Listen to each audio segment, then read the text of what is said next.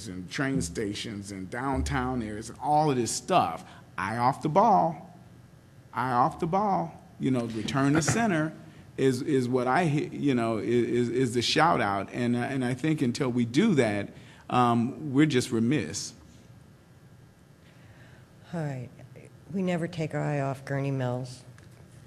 We have regularly scheduled meetings with them, and don't take my word for it. Go look up Simon Group. Go look up their financials. Go look up what type of malls. We're so lucky that they bought the Mills project, and they have laid out exactly what they want to do out there. They want to do it in phases, but they're not going to borrow the money right now. And they, you know what? And if they came in here and said they were going to borrow $250 million or whatever, I'd think to myself, oh my God, how stupid can they be right now?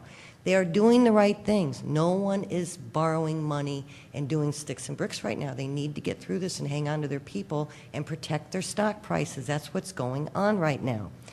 But we know what they can do, and we know that they will be successful because this is the place to be. Everyone is convinced of that.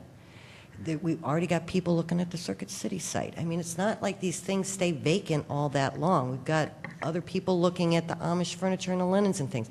It's just a matter of finding the right one that fits with what we want in the community, and then they lease them. We don't, you know, things turn over pretty fast here, and that is retail.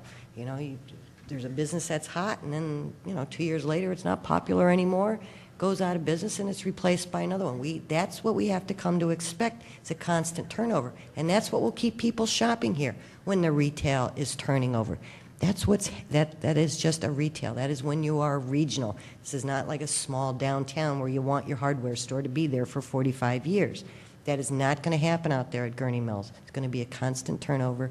We know what they're going to want to do. It probably will be tax incentives. That will be public hearings. It will come before the board, and they will decide how much of the sales tax we want to share. As far as the sales tax that we're sharing now, we get an itemization of how that money's being spent. We know what they're doing with it and that they're making good use of it. So when they come back, we will consider it again. But again, they'll have to tell us, what are they going to do for it? And is it going to mean more sales tax revenue for the village ultimately? If it does, then this board, after public hearings, will decide if they want to do that. That's something that you can do to attract businesses. And I can tell you every month, and I'm sure even Greg knows this, somebody's coming in here with their hand out. And especially right now. I mean, there's been some really exciting ideas, but they got their hand out. And I am not going to give your tax dollars to just anything, because I need it for the 911 center, for police, and for fire. So something like Gurney Mills, it probably makes sense. Sometimes it makes sense with the car dealers. But it doesn't make sense just for every restaurant, and there's been several of them, that just, they don't have the money, they can't borrow it, so will the village get us started? It doesn't make sense. It's got to be a very judicious use of tax dollars, and it always comes before the board. Mayor, you gave a $500,000 tax rebate, a second one, to Rosen Motors. We extended by 2 years, maximum of $500,000 to swap out, yes, sales tax, swap out the Lincoln Mercury dealer for the Nissan dealer, and the Nissan dealer was the only one last year that had increased sales, and it's performance-based. We get the first $175,000. Yes, we extended it 2 years for a maximum of additional $500,000. It's performance-based, and it was in exchange for a new dealership that is one of the few that is performing right now. And that one is expiring, and all the rest of them are, almost all the car dealers' sales tax sharing arrangements expire either this year or next year, and they're all done. Which was undeserved. It was an undeserved $500,000 I'll take the Nissan dealer over the Lincoln Mercury. It was selling 20 cars a year, and now they're selling like 50 cars a month. You know how much more sales tax we're getting? Listen. You're not listening. Can I say something? That wasn't even the question. It was about Gurney Mills, well, you and brought would you up the give car sales dealerships tax? and giving away tax Because sometimes there's a reason. And it made sense. Let me inform you. We gave, not we, she gave away. You voted. I voted against it. But you still voted. I have to vote. Okay, I want to just finish up, if you guys don't mind, because I got somewhere to go. Let me make my comment. $500,000 tax rebate, okay, to a dealer that was already in the community, who was complaining that his you know, his Mercury dealer sold approximately 150 or 59 cars or whatever it was, a very low amount of cars. It was unsuccessful. However, the Honda dealership sold about 2,000 cars, very successful. And it turned out where he claimed to want a $500,000 tax rebate so he could replace the Nissan with the Mercury, replace the Mercury with the Nissan. And so, well, that's a good thing because that'll bring more tax money to the village. But the one problem, you know, he's already in the village. You set a precedent, one, for other dealerships to do the same thing, to come back to the public trust and say, give me $500,000 more of your money. So we've got multiple car dealerships, so you open that door.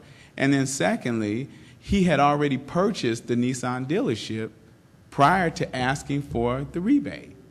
And I sat here in this chair over here and asked him, Mr. Rosen, you're here to say that you need this tax rebate to make your Nissan dealership successful. He goes, yes. And I said to him, well, all right,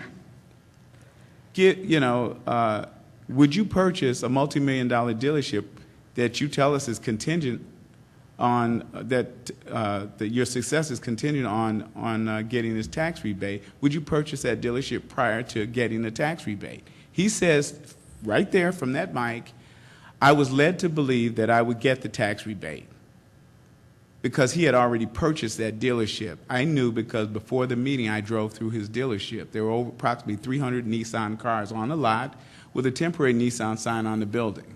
He came in here at that mic and told us that he needed the money to renovate, to change it over from a Mercury dealership to a Nissan. I then asked him, well, how much do we owe you on the first tax rebate? He said about $150,000. I said, how much is it going to cost to renovate? He said about $300,000. I then asked him, so then he says to me, that I'm getting my numbers mixed up here, but bear with me. He said it would cost $300,000. We owed him $150,000 on the first rebate. And so I said to him, well, how much is Nissan giving you to renovate? He said another $150,000. I said, well, there's your $300,000. You really don't need this, do you? He says to me, well, I do need it.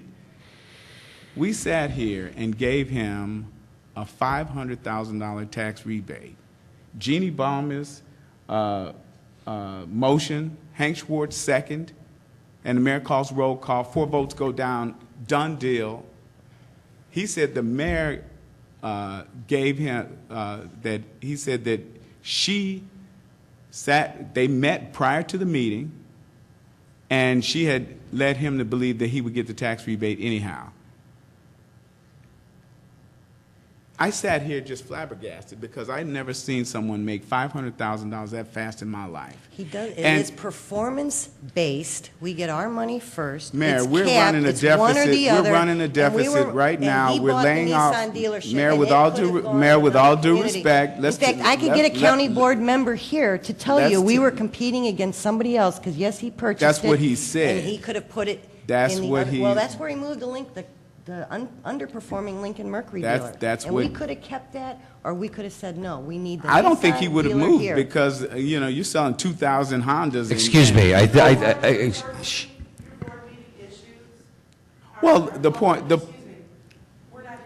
I understand, but the point is, it is a done and issue. It expires.